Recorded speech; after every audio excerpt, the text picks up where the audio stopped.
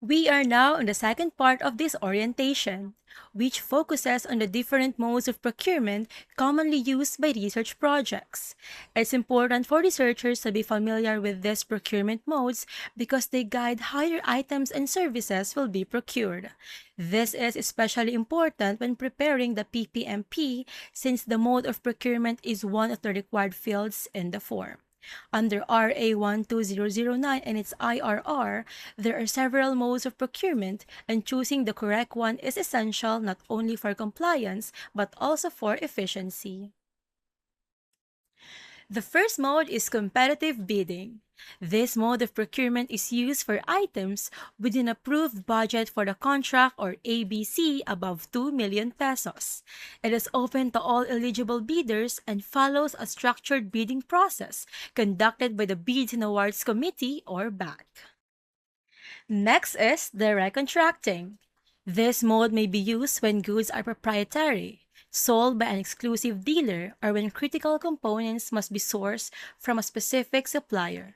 In this case, the supplier is required to submit a certificate of exclusive distributorship, or CED, to prove that they are the sole distributor of the items. Another commonly used mode is small value procurement. This applies to goods and services where at least three suppliers are canvassed. While only one quotation is sufficient to proceed, the other suppliers must still be reflected in the abstract of quotations together with proof of canvass. The threshold amount for this mode is up to 2 million pesos. Next is agency to agency procurement.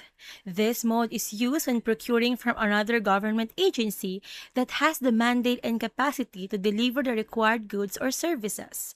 This is commonly used for the procurement of office supplies from PSDBM, as well as sequencing or other services offered by the Philippine Genome Center or PGC and the Philippine General Hospital or PGH. Another mode of procurement is scientific, scholarly, or artistic work, exclusive technology, and media services. This mode allows contracting with a specific supplier, contractor, or consultant for highly specialized services, such as research work, commissioned art, restorative work, specialized medical or biotech equipment, exclusive publications, and media services. Next is the procurement of highly technical consultants. Under this mode, consultants may be hired for work that's highly specialized, confidential, or policy determining where trust and confidence are essential. Another mode is the lease of real property or venue. This is used when renting office space or venues for workshops, training, and other official activities.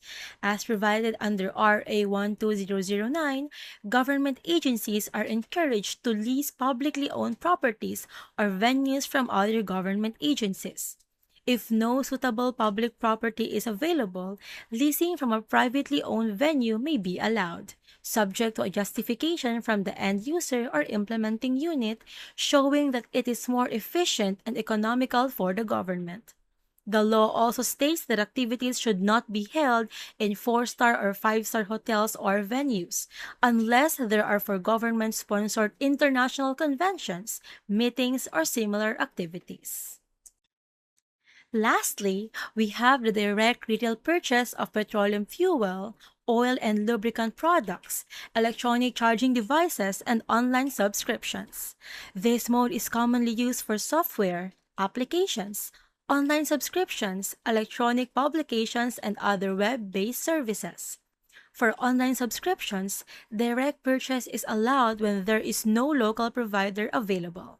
The maximum ABC for this mode is 1 million pesos, which may be increased up to 5 million pesos, subject to prior approval of the head of the procuring entity or HOPE.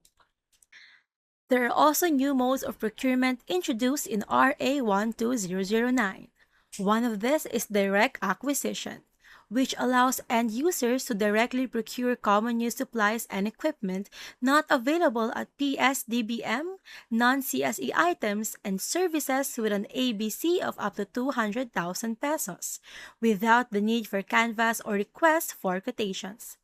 Purchases may be made from known and reputable suppliers or service providers and may be paid through petty cash or cash advance, subject to COA rules and regulations and authorization by the Hope. Another new mode of procurement is direct sales. It is a mode of procurement of non-CSE where a procuring entity directly purchases from a supplier that has satisfactorily delivered non-CSE to another government agency under a completed contract. This may be used if the item is in the approved APP, the original procurement used a competitive mode, the supplier's performance was accepted, and the purchase is made within 6 months at the same or lower price. Last but not the least is the direct procurement for science, technology, and innovation.